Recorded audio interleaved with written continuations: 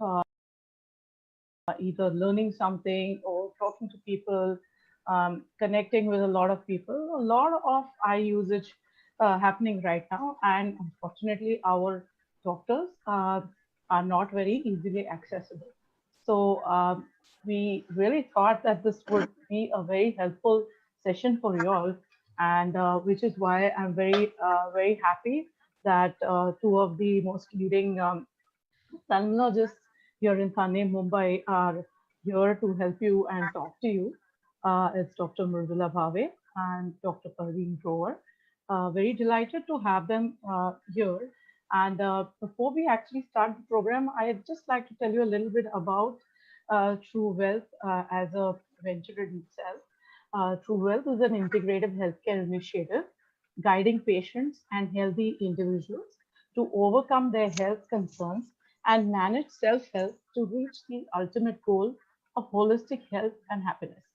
Truwellth aims to help you separate science from hype by sharing authentic knowledge and wisdom from healthcare and nutrition stalwarts so you can make the right health and nutrition choices.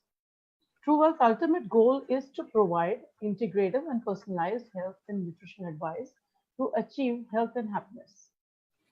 Just a quick note I would want you to take before we get on to the program is that this Facebook Live program is organized to get more information and guidance to keep health, nutrition, and fitness during the lockdown and otherwise.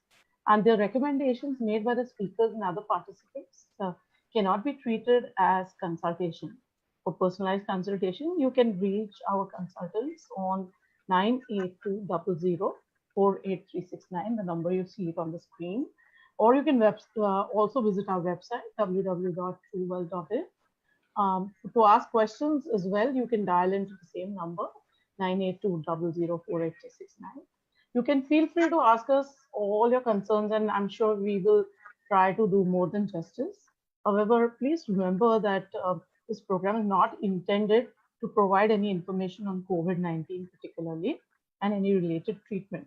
We should approach hospitals and doctors assigned by authorities to get authentic information on COVID-19. With that, it's time right to introduce both the speakers. Uh, the first one is, of course, one of the senior ones from here. She is Dr. Mridula Bhave. Dr. Mridula Bhave has tons of experience and also knowledge, and that you can see that she has a FRCS as well and is an eminent ophthalmologist. She's a consultant at the Mogekar Eye Hospital. She's specialized in specialist basically in phaco and LASIK surgeries. She also practices voluntarily really at the Lakshmi Eye Institute, Panvel, where she is the head of the refractive surgery department.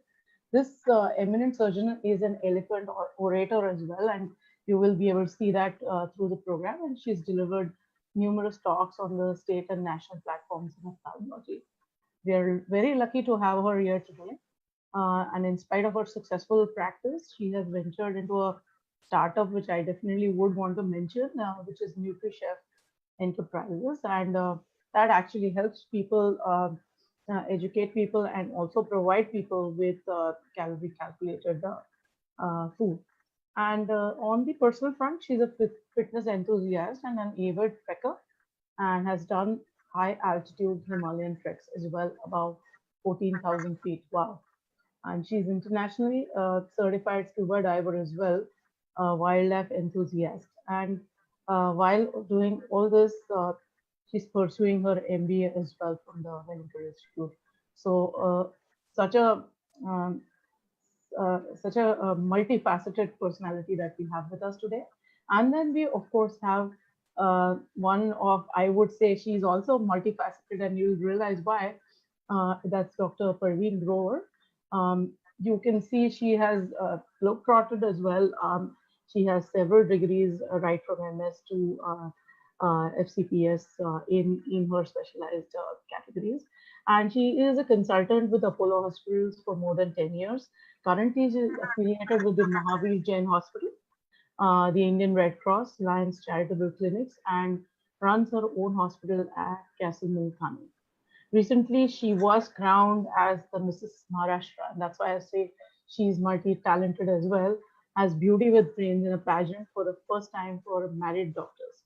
She's blessed with three kids, 11, 8, and 4-year old. So you will know what that is. And through that, also she takes out time not only for her practice but also to come here with us today. And on that note, I present both of them to you. That's Dr. Murdula Bhave and Dr. Parveen Grover. Hello, So, everyone. Nice to be here. so just to, I think, begin with, before we actually get into the real eye front and questions with that, we'd like you to say a few words, regarding the current situation or anything that you would want to share with our viewers, and then we can actually get on. Thank you, Rajeshri. Thank you for having me over here, and it's indeed a pleasure. And this is a wonderful initiative that you have started. Because of this lockdown, patients are unable to contact their doctors, and they have a lot of queries coming up to their minds, and they don't know where to go, how to address those issues. So I think this is a wonderful platform for everyone to connect to their respective faculty, get guidelines as to be, what is to be done, what is to be had, what is not to be done, and it spreads a lot of positivity around. So because this is time when we need to hold our hands, hold each other's hands, and Correct. keep Yes. going ahead. So I really appreciate that, and kudos to you for getting us here and getting this platform initiated for medicos like us. Thank you so much. And you absolutely rightly said that this is time to actually hold hands and be together, no matter what vocation we are in or what we are doing. But I think, and that's really what is working. I mean, just to add to it, we just had over Sunday we had a doctor who actually fought COVID, and this was one of the most evident things that was shared, that people were around for him, and socially people supported him. So I think. That's really important in these times. Over to you, Dr. Grover. So I want to thank True Health, and I want to thank you, Rajeshri and Mahesh, for giving me this platform to actually get back to my subject. I mean, I'm actually talking about ophthalmology after ages, and I'm sharing the screen with my teacher. I mean, she's the one who's actually the first person to teach me LASIK, and so to Wow. share the screen with her is like a big deal for me, because we do look up, to her like really a great teacher, and she's got tremendous respect in our field. So for me, sharing the screen with her is already like a win-win situation here. And yeah, for a change, I'm feeling good, not feeling, just the kids are away and no household chores and something related to the subject which we Yeah. deeply loved. So yeah, it's a Yeah. great initiative. Thanks, So, Praveen. yeah, I mean, we also respect her a lot, and the kind of stuff she's been doing. I mean, not just ophthalmology, but food and So so many many other. done together. We really look up to her, absolutely. And same same Thank as goes with you as well. I mean, beauty with brains, it doesn't come easy. So you've been working on that side as well, and I think I may ask you a few questions on that maybe in the end. But to really begin with, Dr. Mrudula, I think currently in this lockdown, the first major concern is like the screen time, and all the time we are telling our kids that reduce screen time, and ourselves also we have to try to sort of take a detox from the from internet or screen. So in these kind of cases, how is all this affecting our eye, and can it have any long term effects? Could you explain that to us? Yes. So what happens basically is, let us first understand what goes wrong. The tear film eye moist, it keeps it hydrated. So every time you blink, you have a coating of your film which covers your cornea, which covers the surface.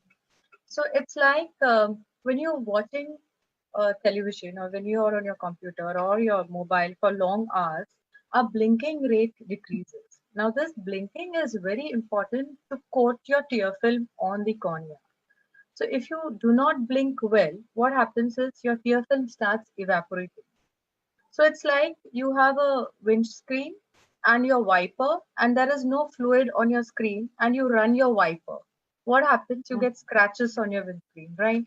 So, without the tears, when there is a deficiency because your tears have evaporated because of longer hours on screen time, your blink rate has decreased. This causes dryness, and your corneas start becoming dry, which we call as dry eyes or computer vision syndrome. Yeah. Another thing what happens is you're focused at a short distance for a very long time. So the same set of muscles is being active for extended hours. So it's like simple thing, if you walk for long hours, your feet will start hurting and you would want to sit. You want to sit because your muscles want to rest. Now if you're continuously focused on a fixed distance object, then your eye muscles also go in fatigue and even they need rest. So all these together give, you know, the eye symptoms. It could be feeling of grittiness in the eyes or redness in the eyes or eye pain, a feeling of having a foreign body sensation in your eye. So these sort of feeling especially with extended screen time, especially at the end of the day, you will start experiencing. And now with the lockdown, now that everything is online, all of us are hooked to our own gadget. Yes. So these symptoms are coming up very much. We have a lot of patients calling up asking for, I feel dry, I feel irritated. So these things are coming up in from a lot of patients are having these issues. Okay. And so, in such a situation, are there any more recommendations that we should you should follow? Should we follow any regimen, particularly maybe even exercising our eyes, or keeping a timetable, maybe that when should we be online, and if if those many hours, and when do we take a break? Because people like us who are working from home, we don't even realize how long we are on the screen. So obviously, like any other medical dictum, you treat the cause. You don't treat the symptom first. Yeah. So treating the cause is actually decreasing your screen time is the because that is good. That is what your cause is. Now, if you in the current situation, that is going to be difficult because you cannot decrease your screen time. There is a lot of work happening on the screen. Yeah. But the best what you could do is take breaks, take do your work in shorter intervals. After every small 20 minutes, take a break, look away from your screen. You blink well. The moment you blink well voluntarily, you coat your ocular surface with the tear film, and the tear film spreads all over your cornea well. Then you look into the distance because you focus for a shorter distance for long hours. You look out of your window, look at the furthest tree, at the furthest building that is possible. You Yeah. blink well, you get up from your chair, you move around. So, this itself is a big relaxation for the eye. Now, in patients in whom there is a baseline dry eye, it could be because of diabetes, it could be because of thyroid, it could be because of um, uh, perimenopausal females who already have Yeah. baseline dry eyes. Now, in these patients, your symptoms are going to be more enhanced.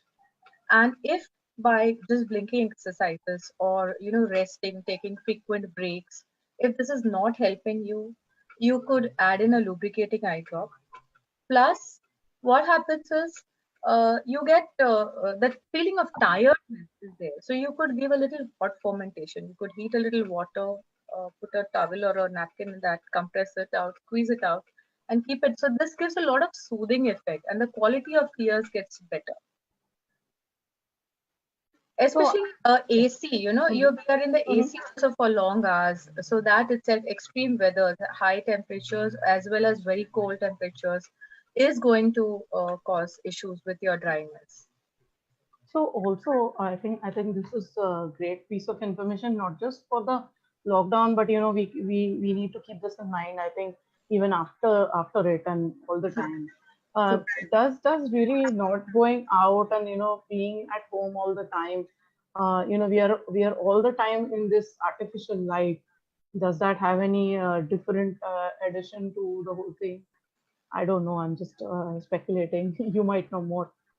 Or just not going to the sunlight, because I know that all this nutritionally affects bones and joints and everything. But otherwise, is there any effect? the only thing I think what we could all do is, like windows or balconies early in the morning, get some sunshine for our own self. Yeah.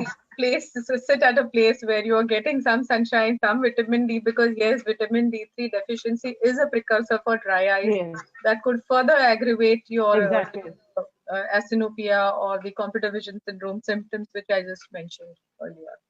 Great. Uh, so that on that point, I think, Dr. Grover, do you have any, Praveen Grover, do you have any inputs? Because, my next question is also going to be a little related that, Like since you Mrudula are a mother. said, that they have to follow the 20-20-20 rule, and the person should know that you need to blink 12 to 16 times a minute. So if you are going to be on the screen for too many hours in a day, then you consciously count the number of times you're blinking, and use lubricating drops, and try to look 20 feet away every 20 minutes for 20 seconds. So all that really helps, because nowadays decreasing the screen time is a little difficult for us or for kids, or you know Yeah. you The can kids question I really want to evidently ask you, how do you deal with the whole thing? Because you're a mother of three also, that adds to, Initially, for my bigger kids, it used question. to be like 1 hour of screen time. But in spite of being an ophthal, I should say that it is 2 hours of screen time through the day in breaks. But that is required as of for now, with no domestic help. And I think Mhm. if you are giving them breaks, I think it's okay. And Yeah. yeah, so So does it really make a difference? I mean, I'm asking you very lay questions because there are some of these questions that are coming up. As in, sometimes the screen people these days watch a lot on their mobiles instead of a TV or maybe a tab, which are or a laptop probably is a more comfortable way to look at things. But maybe the mobile phones probably do they put more strain compared to are there? There is a study in which they are saying that there is progressive myopia more in the kids who are using mobile for too many hours. But more than the ophthal, actually there are other disorders which they are affiliating to using a cell phone, like mood swings and insomnia and behavioral problems in school. So more than the ophthal, for the kids, they are facing all these problems. Okay, yeah. So we really need to be careful in these times and absolutely realizing them. Also maybe uh, having a good amount of quality sleep as well, I guess, is very important when Sleep, it goes to, exercise. yeah. So that's there, and then so I come to a more few deeper, and of course, related to this, we did briefly speak about it, Dr. Mridula, on the nutrition front, and carrots, papayas are normally recommended for eye health. So should we sort of increase it as the screen time is more? Because again, a screen time question. So yeah, we get a lot of mothers, especially when they come for follow-up visit or even for the primary visit when they come, and the moment we tell them that your child has glasses, the Yeah, first action is, "mummy त्याला काय करू? गाजराचा juice देऊ का प्यायला? रोज गाजर देऊ का खायला?" तो खातच नाही. yeah, Now let us understand that getting glasses, carrot is what? Carrot is carotenoid. Papayas, all these fruits are precursors of vitamin A. Now that is uh, for your night blindness. That takes care of your night prevention of night blindness. Now your glasses is not because of a vitamin A deficiency. Your glasses, getting glasses is a very much physiological process to in most of the patients. So if your eyeball is growing more than normal, you get a minus number. If your eyeball is not growing as much as the normal population, you get a plus number. Now, this normal range is physiological. It's like your height. Your 5 feet 2 inches is also normal, and 5'7" is also normal. So, having a small minus number or a small plus number is not because of any vitamin deficiency. But to put it in another perspective, yes, having a balanced diet will help the child in long run, not necessarily for the glasses alone, but for the general ocular development, for the general physical development, and in toto. I think Rajeshri, I can redirect the question back to you, and you could answer it in a better way and give your, Yeah. perspective on this. When my patients ask Mhm. me whether they should have more of carrot juice and all, I say, yeah, please. Because whether it helps the eye or no, it will Yeah, immunity of totally. the child. So, the mother is also happy. We are also happy. Yeah. I am actually going to address it from the nutrient side than just than just what to eat, and maybe if there are questions, and I can actually answer with them with the specific foods that we should eat. But if overall in general, vitamin A is very essential for your light sensing cells. Vitamin A is very essential. Apart from that, there are a lot of studies now on gluten and okay, astaxanthin, etc. There are these nutrients which are advertised, and there are enough number of studies that are happening on them as well. And so, what they do are basically they are also carotenoid antioxidants, and uh, they what they do is the macular pigments. I think they really help keep the health. So there are supplements of these that are very much available. There is a lot of study that is done in Japan on this. So they're very useful. Apart from that, omega 3, just like Dr. Parveen said, if not, I mean, just the carrot juice, also omega 3s are any which way is very healthy for our body and for our heart rather. But otherwise, also basically they are important for eye health, and DHA is found in high amounts basically in your retina. So where it is, it is uh, it is thought to help in maintaining the eye function. So things like that, omega 3 also has a very good antioxidant effect. So these are really the more important ones. Apart from that, we have vitamin C again, which has a strong antioxidant effect, and vitamin E, as a lot of us know, protects the eye from harmful oxidation.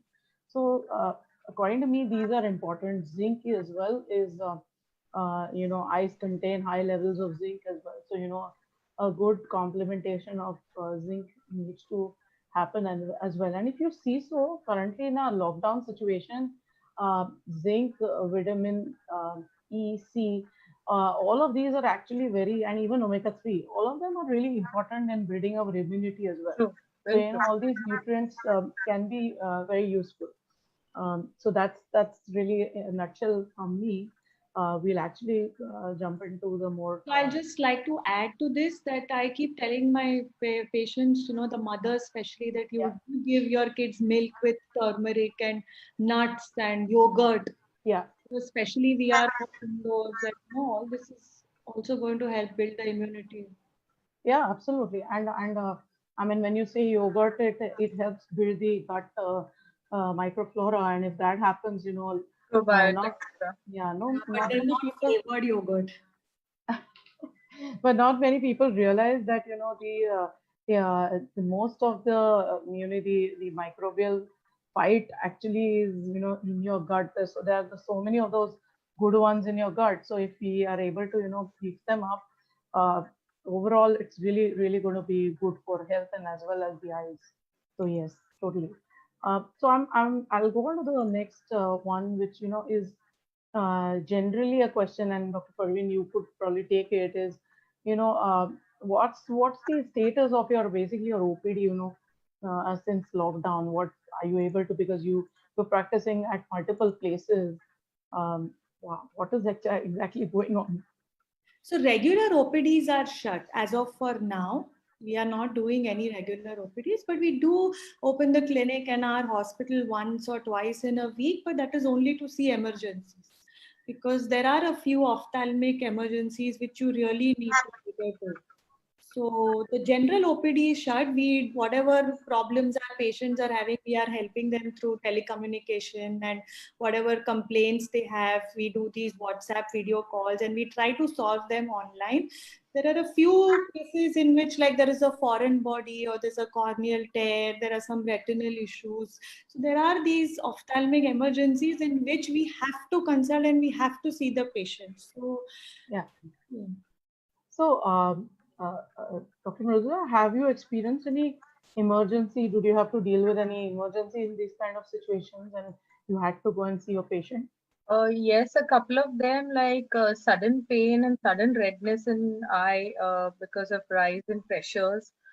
These could be one. Then basically what I would like to tell the viewers is what are the situation which you should not delay, and you should seek help. So what if you have experienced this sudden dimness of vision, sudden onset of visual loss, or sudden onset of pain, redness, or swelling on the eye, or a shooting headache, then these are the things where you should sort of help, because it could be that your pressures are going up.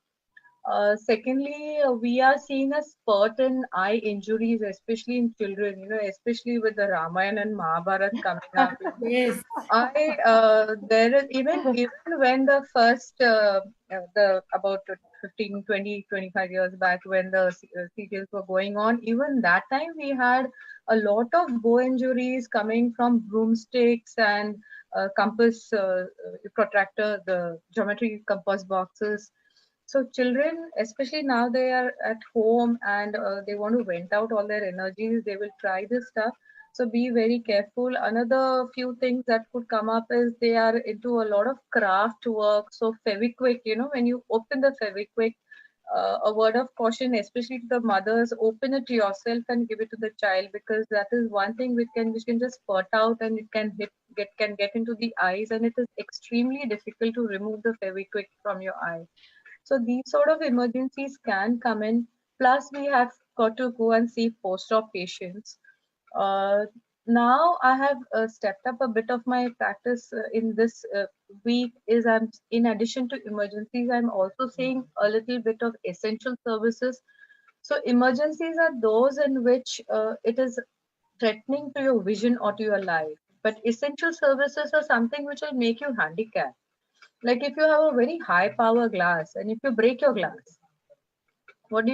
You are not going to see anything without your glasses.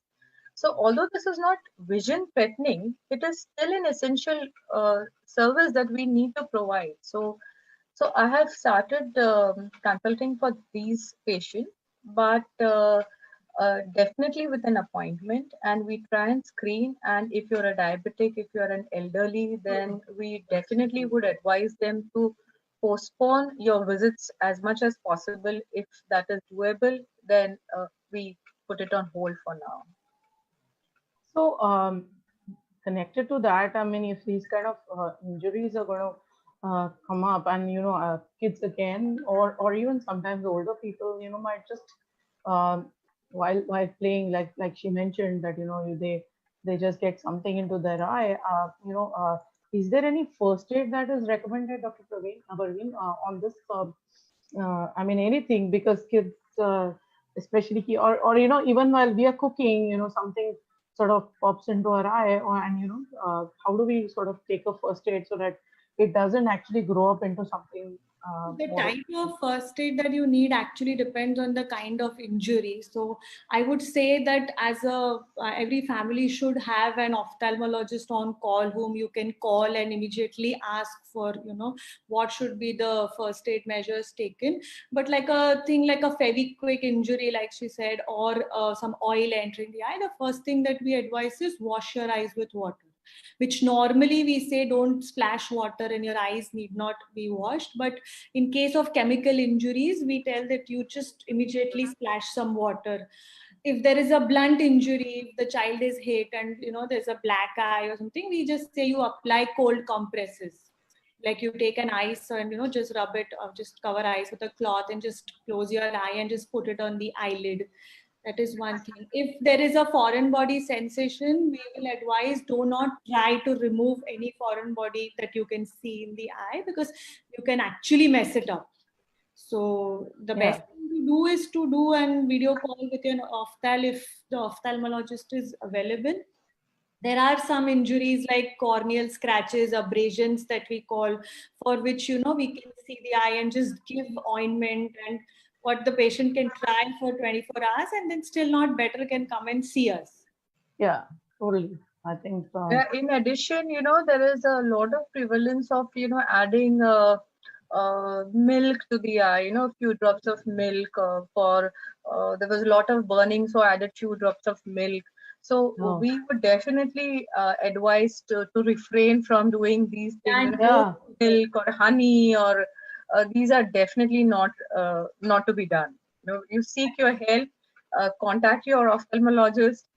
uh, we will definitely be able to help you out if you are accessible. If not, we can refer you to someone who is close by and we Yeah. can take care of these situations. But don't try to do something heroic like this, or the most no important thing harm. that people do is, which they should totally avoid, is using pyrimon, which is Oh, okay. which has a steroid and which people don't realize. And the first thing when they call us up, they are like, we just washed our eyes and we have put pyrimon, so they feel they are safe. They don't realize that they have actually worsened the situation. So no instilling any drops in the eye till you consult your ophthalmologist, except for any lubricating drop which you Yeah. can. And steroids in the current situation are a complete no-no, because that can actually even disrupt your immune system, or any sort of if you're prone to any infection, it can actually even aggravate, has potential to aggravate it. So definitely that is a caveat we all need to remember. And so I mean, Dr. Mridula, you did say that your routine work hasn't really started. Some emergency patients that are coming to you, but when it comes to glasses and contact lenses, since people are at home, what could happen is, you just drop your um, you just drop your glasses and they break, and you just can't read and see. Or sometimes people have higher numbers that they can't even see things away from them. What do you do? Because these are also kind of emergencies. So, what's your recommendation then? And, should we also, in these times, should we be using contact lenses? And uh, is that a better recommended choice for such situations right now? And then if they need a good Yes, seeing, definitely for glasses. See, yeah, most of the people who have glasses generally would have a spare glass. So your, or maybe your previous glass, which has a slightly lesser power than the one which you're wearing, could also do till you can seek help. So even if you go to an ophthalmologist and you are able to get your power rechecked, yeah, uh, it could be a matter of days to get hold of an optician who is open. There are a yeah, few online services which are available and you need to check them out. Certain optician shops have started opening up, especially in the green zones for a couple of hours. So maybe they could check with those opticians in the other yeah, areas if they are in the red zone or in the orange zones. As far as contact lenses are concerned, most of them generally wear contact lenses when you go out of the house, and within the house most of the patients don't use contact lenses. If your contact lenses have been unused since the time lockdown has started, just dispose those lenses, because even if you're not wearing lenses on a regular basis, your lenses have to be cleaned, assuming that you are going to wear them. So you yeah, need to clean your lens case, you need to change your lens solution, you need to clean your lenses, and then keep them again, even if you're not wearing them. If you have not done that, then it is better that you dispose of this lens. And if you have a fresh pair from your monthly disposable lenses, you can opt to wear that if at all you're going to be wearing it at home. yeah, Or the ideal situation for this current situation would be to wear a daily disposable lens. So just in case you want to wear a lens for a particular evening, then maybe you can opt for a daily disposable lens and then just throw that lens off. So, just as that, I mean, there could be people like me. I mean, the fact that we can be in our pajamas instead of being in suits at this moment. Some of them might think that why do you really need lenses? I can just stay away from it, and then if I anyways have time, then I can get my LASIK surgery done because that anyways after the surgery is also going to take away bit of my time, so why not utilize this time? Are you getting any that sort of requests also? And what's your real advice for these kind of people? Even if they are not open for surgeries right now, should they sort of start working or planning for it? Uh, So, see, the thing is, yes, during this lockdown, I do understand that you want to utilize this time because you've removed your lenses. But as far as the guidelines given by the medical associations right now is we are not doing any form of elective surgery. Now, cataract again is an elective surgery. Yes. It's not something which, you are going to lose your vision overnight if you don't operate it today. It is something which can wait, Yeah. and LASIK is a cosmetic surgery. So, the priority is much lower down. And Yeah. it is all these procedures are aerosol generating. That is a lot of fluid is splashed around the eye area during the time of surgery. And these are the concerns why it's been recommended that we hold them back for the time being. And it is not just the concern of the surgeons and the OT staff. It's a pre-operative visit which is required to get your assessment done. It's a post-op follow-ups that are needed. If it's a cataract patient, I'm assuming that it is an elderly patient. You will need a relative. You will need a follow-up visit. You will need to go to visit the doctor. You will need to go for your glasses. So a couple of visits are involved. So these are the things that you want to avoid right now. And that's the reason we are putting all the elective surgeries on hold. And in case if there's an emergency, like if a cataract is mature so much that it's about to burst, or if it is causing an increase in your eye pressure, then definitely these surgeries will be done. Yeah. So, similar sort of kind of situation. I mean, Dr. Madhula mentioned about glaucoma and cataract surgeries. After cataract surgeries, the glaucoma relief. If these kind of patients, Dr. Parveen, what do you do with your follow-up patients? If they might be needing monitoring, or there could be some patients who have gotten done with the surgeries with you, and or if they want to monitor their eye pressure and things like that. Is there a way out for them? And in a allied question to that then would be that what are the kind of situations when you can actually physically help them, or otherwise choose for online consultations, and how can those online consultations help them? So for glaucoma, I would say that normally we would call our patients maybe once in 6 months for a follow-up to check their pressures. But as of Mhm. for now, the patients who call, we tell them that you just continue with your medication and we will check your IOP once things come to normal. Unless there is a symptom of severe pain, or there is sudden diminution of vision, or there is some symptom that the patient is not comfortable, then we would, call the patient to our OPD. But regular consultation for glaucoma, the regular perimetries, OCT, as of for now, everything has come to a halt. So we don't encourage people to actually come to the OPD. For glaucoma, in case they require prescriptions to buy their drops, they can show their previous drop and they get it. In India, you get it online showing the previous drop. And if required, we send them a prescription on WhatsApp. So as of for now, we are telling them to continue their medication as is. And once things open up a little, we'll call them for follow. For diabetes, again, normally we do check the Yeah. patient once in 3 months or 6 months, depending on the severity of retinopathy that the patient has. But again, what we say is you just monitor your sugar now at home, because most of the patients of diabetic retinopathy we are dealing with are elderly senior citizens. So it's kind of risky for them to come to the OPD. So we do recommend a few antioxidants and drops which they can continue using at home. and just come for a follow-up once things are better. And yeah, Yeah. if there is a symptom like what we say flashes of light, I mean if they see some light blinking in front of the eye, then there are a few emergencies. Then we tell them you have to ASAP, come to the clinic and we need to deal with it, because there are some retinal issues which a diabetic can face, which does require urgent intervention. But for a regular follow-up, we'll just say that you monitor your sugars and just keep in touch through telecommunication.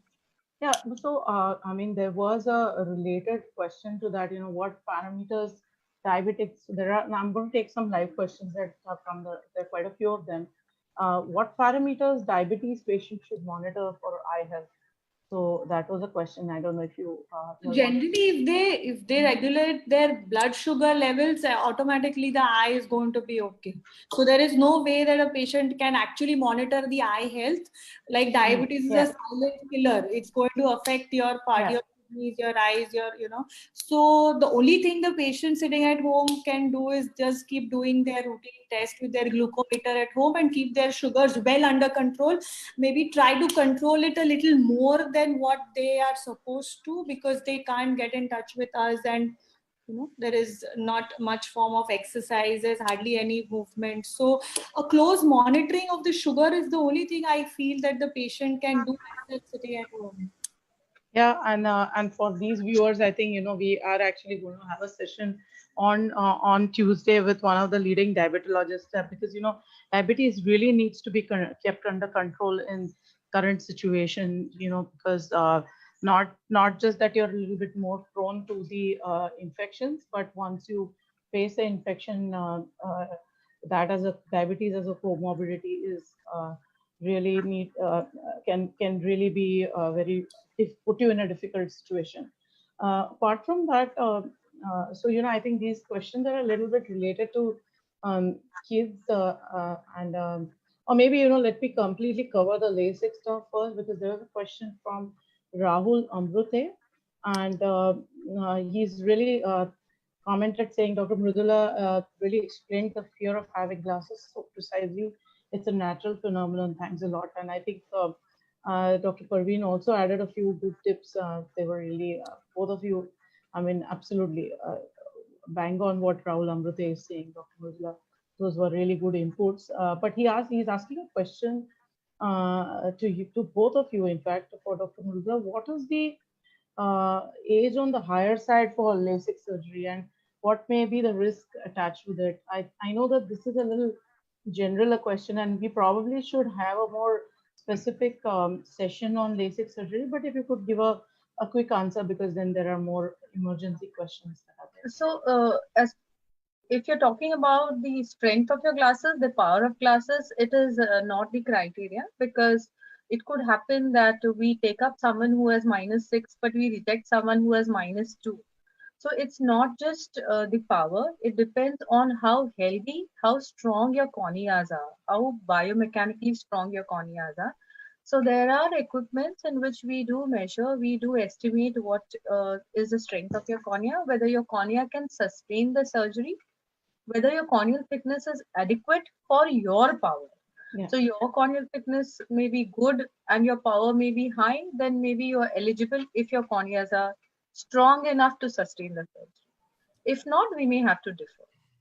So there's also one question then coming up, for the kids, and Seema Surekha is asking this question saying how to take care of eyes for kids as they are doing online classes and use screen time. And I think she's probably expecting a more basic answer in terms of tips for the day-to-day thing. And I think as mothers, like I said, putting a timetable for the kids together, probably making them put a timetable together, sort of can put them into a responsible situation, saying that this is what the screen time is. But yeah, I mean, kids who are having classes online, for them it's not going to be easy, because sometimes we are like, our kids also are having the online classes. There are no breaks. There are sessions going on continuously. So is there a tip or a recommendation that they can actually do in between those sessions consciously, because consciously we don't do anything? If the child is having some symptoms, then you start any lubricating drop for the child, because most of the Okay. lubricating drops have got no side effects. So you Yeah. can use lubricating drops and unims that we get, which are preservative free for kids. In case the child is facing some symptom like too much of itchiness or Yeah. redness, or if the child is saying that I'm feeling very tired, my eyes are feeling very tired, there's some burning sensation, only then there is a need for using a lubricating Yeah. drop. But other than that, that 20-20-20 rule that we said, which Yeah. is Totally. should be followed, and breaks is the only thing that we can do at this point of time. I mean, there is Yeah. we Yeah. all are in a situation which we didn't know we'll have to. Yeah. Yeah, so So I think post this session, we will also send out those few rules like 20-20-20 to people so that, we all start following them, not just for now, but, it does help overall a into lot, them. because I myself have got LASIK done. So more like a patient, I can tell you, than an ophthalmologist, that it does help, because we are all so much on Netflix and, Yeah. all the possible. I mean, it's so difficult to tell the kids that, enough of screen time when you yourself Yeah. are doing Yeah. it. And I think as a mother, I mean, here's what we normally do is saying, okay, you did that much of phone today, or that much of talking to your friends on the phone, or you did that much of class, then, you don't watch TV today. I think some or the other, we just, As a mother, I would advise one thing is don't allow TV during meals. yes. Because generally, this is what moms do. Once the TV is switched on, child eats everything. So that is so that will reduce the screen time Yeah. considerably. Is what I Yeah. have realized out of experience. I mean, Yeah, and then out of on the nutrition front, then we are just putting the plate in front of them, thinking that this is perfect for them, and they probably overeating. Even if they don't have that, we're trying to force feed indirectly by doing such kind of a thing. Then we also have a question. Which says which talks about the first aid again. Someone asking that if a needle or a stick sort of stick in eye injury, even if they before coming to you, is there anything that they should instantly do, and then that way they between the time that they come to you and they're hurt, it can reduce the damage. See, for needle stick injuries or pinpoint injury, pointed object, any injury with a pointed object, it is not advisable to do anything as a first aid. The only thing what you could do is cover the eye with a sterile eye pad. iPads are available with chemists, or a sterile gauze piece. You take it, ask the child or the adult, whoever eye, cover that eye and just put a sticking over it and seek medical help, because trying to judge what is the extent of injury, whether there is that any movement done could aggravate the situation even further. So Yeah. better not to do anything, just seek medical help as early as possible. so So most very, of very us will might not have a gauze piece or some sterile cotton at home. So in that case, what you do is you just close the eyelid and you just put a hanky and a sellotape and just cover the eye. See to yeah. it that before you cover it with a cloth or whatever, the eyelid is closed. So you Yeah. just cover the eye and you break it twice, except for a chemical injury. If you do this in a chemical injury, you're going to worsen it. Like if there is a fevistick injury or if there's some chemical or hot oil, then you need to splash water. So Then you wash as much as possible yeah, with that's the Yeah. only exception. Yeah. Because in that you are not supposed to, close the eye. Other than that, for any injury, I would suggest that even if there is a lag, I mean, until you reach us, or it is still safe that you've just kept the eye closed and not tried any stunts on the eye.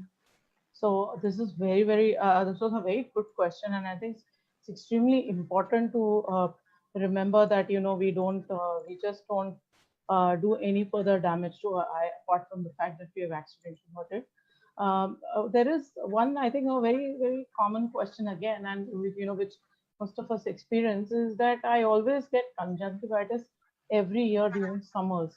How can this be avoided, or if such a patient really is suffering for it, what I mean, do they come online, Dr. Parveen, to sort of take an advice for you, and what do you Dr. Mrudula, also, what do you suggest? Because I know you mentioned that conjunctivitis is very common in the summer. So I Yes, think it is. one of you can take the advice question, and the other one can take the online one.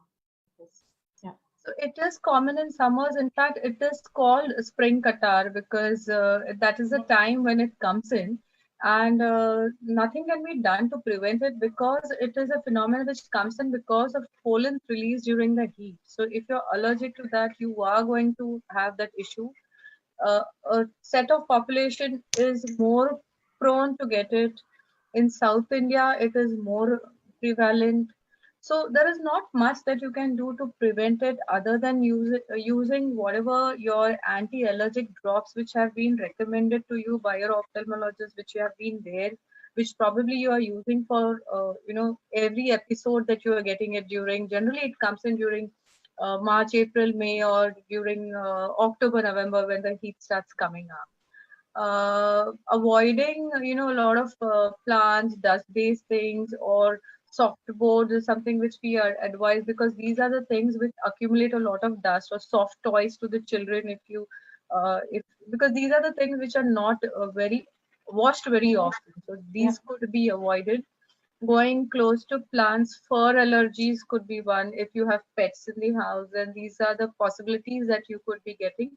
But the vernal conjunctivitis, which comes in during summer, is bound to come in. It generally comes in kids, and after 17, the episodes start decreasing. So early young adults onwards, the episodes start coming down in frequency. What is So important is not to rub the eyes. It yeah. gives a lot of itching sensation, but every time you rub the eyes, there are long-term changes on the cornea which could affect its tensile strength. And Yeah. these are newer studies which have advised that eye rubbing is more detrimental than the disease itself. Yeah. Right. So I think, Dr. Parveen, I know I have landed up doing that with you one time. Taking advice even in normal regular times from you regarding this kind of a conjunctivitis kind of a situation, and both eyes were red, and so in such a lockdown situation, what do you do? I mean, do the patients? I think it's advisable for the patients to reach out to you before doing anything. So what would you advise them? What can they really do? Can they get online with you? Our anti-allergic drops, like I told you, we are available for telecommunication and video calls. So, actually we need the slit lamp, but we get a rough idea, see, getting a close-up picture of the eye. So there are a lot of anti-allergic drops that are available, which are pretty Yeah, safe. So yeah, every time we are going to prescribe a drop through a video call is going to be a drop which is going to be safe for your eyes. correct. So there are a lot of anti-allergic drops available in the market, and basically what I explain to my patient, like what Dr. Mrudula said, is it's an itch scratch itch cycle. Yeah, You yeah, do not touch your eyes, because the yeah, moment you touch your eyes and you rub them, there are chemicals released that cause further itching. Again, yeah, you touch your eyes and the cycle continues. So no drop is actually going to help if you yeah. keep touching your eyes. That is one thing that I tell my patients to follow. And So one more question has come in also, and I think, but before that, I'll also try to tell our viewers that yes, online consultation is possible, and until the fact that we are going to be really be able to go to the OPDs and meet our doctors more often instead of crowding, we could actually we could choose our platform as well, the Truwellth online consult platform, which we have been having it for nutrition consultation for quite some time now, but in the given current situation, we are actually, even as per guidelines, have opened it up for the patient. So you all can actually very easily go to our website. It's a very simple process. There aren't like hundreds of conditions like apps or downloading stuff. Just go to our website, get in touch with our phone numbers through a link, and just quickly register, and you can actually be face to face with the consultant. So you can make use of that. And there is another question. Uh, Let me read it up, and I think this is related to something which Dr. Mridula said, that these days, because of more screen time, is it factual that kids are actually getting eyeglasses like really early in age. You're seeing a phenomenal rise actually in the number of kids having eyeglasses. Is it only because there is too much of screen time, or is it less of exposure going out and playing, or right nutrition? What are the parameters that you've sort of studied in today's generation, or is it just that now there are more number of opportunities that the kids can come to you, and maybe we are more vigilant that we have eyeglasses, which we probably as kids never realized. Both actually. Uh-huh. The incidence of it being detected is definitely higher Mm-hmm. because of awareness, because the teachers are more vigilant. Teachers will brief the parent that the child is making copying mistakes. They have this rotation of benches, so the moment they are on the back benches, if the child is not able to see, that the teacher generally reports to the parents, and therefore the awareness is much higher. The child is watching television from a closer distance, and parents are generally aware that if they are not able to see from behind and the child is going close to the television, it is an indication that probably there is a need of glasses. Having said that, the reason for getting the glasses is not just screen time, but it's a multifactorial entity. It could be genetic. If the parents have high glasses, then it is possible that the child gets glasses, not as a rule of thumb, although near work is a stimulus for increasing your power. Now, near work in the sense it could be books also, not Yeah. necessarily only screen, any sort of near work. So definitely advisable that the child goes out and play. Now in today's condition, when you're not letting your child go out, making the child physically active by making certain games in your house, creating small obstacle races, or having, when we used to, we were small, we would play that jump what on the tiles, that ticker billy Mm-hmm. and certain Yeah. things in the house itself, trying to make them physically more active, jump over the stool and walk, crawl under this under the chair, and you arrange for some obstacle races, see that the child is more physically active. That's how I think it's the mother's creativity and the child's uh, physical what do I say, the venting out of whatever energy that the child wants to vent out, vis-a-vis the creativity of the mother that's going to be at task. Just a couple of questions before we close the session. Is one is coming from me, because right now kids are a little frustrated. They're probably stressed from within, because we know we did a session a week ago with Dr. Kirkar, and there are evidently situations where we don't realize that we feel we are stressed, or even we or they. Stressful situations, can they actually aggravate our eye condition? Because there is huge amount of stress right now compared to regular stress, and we all living together and everything also kind of adds to it. So do you are there any studies, or have you sort of noticed that people having more stress have also have eye health suffering? Stress is going to have an effect on the human body as such, not only the eyes. But for kids, I think they can cope with it. For kids, it's not so much of an issue. I think they are quite tuned, and they are much smarter than what we think they are, and they are the ones who give the stress. And the light That's the mother talking. If your sleep pattern is getting Yeah, disturbed, I then was just going to ask you that. the Yeah. dryness is going to be worse. Yes. Yes. If you're able to sleep well, that means it's an indication that your stress levels are fairly much Yes. in control. And as far as kids are concerned, I think it is up to the parents to, keep that atmosphere, not continuously watch the media giving the number of deaths, the number of affected people adding on. Yeah. If Yeah. you're going to be continuously anxious yourself, then it's going to be carried down to them. So Yes. you yourself being positive and making the best of this time with your family, and you remain positive, you remain more Yeah. energetic throughout the day, they will see you and they will follow suit. Like you, So Rajeshri, yourself said that you need to yeah. make a timetable. Yes. Yeah. We need to follow a timetable.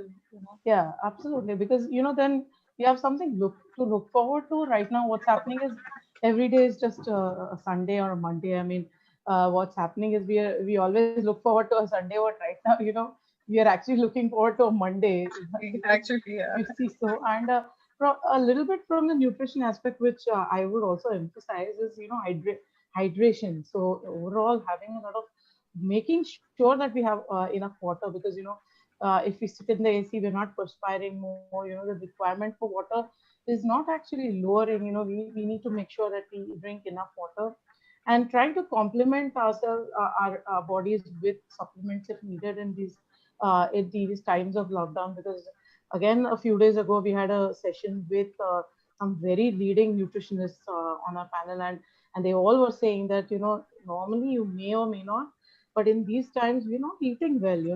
We're not able to get right vegetables, fruits, and etc. So if need be, getting a combination of good vitamins, but which is the regular daily allowance under the regular need. So don't try to take too much of therapeutic dosing if not needed, but try to keep complementing what you're not able to get through the food at this moment at least. So normally, if you get these supplements where they help you hydrate along with the vitamins, those are the best for these summer times. I would suggest. Uh, Lastly, I mean, we're coming to the end of the show, and we just didn't realize we went over an hour with a lot of questions and a lot of comments coming from the viewers as well. Is that you all are ophthalmologists, and I want to emphasize this because not every time people realize this. You're two women, and you're two ophthalmologists. And ophthalmology, as we know, especially given the age that you are in, and I'm sure with Mrudula it must have been definitely the case. The college used to have a single ophthalmologist seat for post graduation. Am I right, Dr. Mrudula?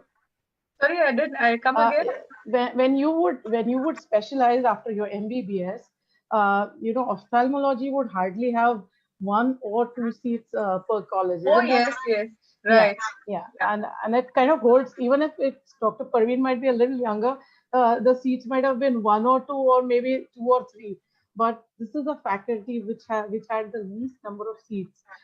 So how how was that experience? If you want to share a little bit, because I'm trying to bring a different aspect to it, and you all had to study too much, so you could actually connect it to the eye health and eye care that you would have had to take, because long hours of study and to excel and then get into a stream which is not easy at all. I mean, eye surgeries.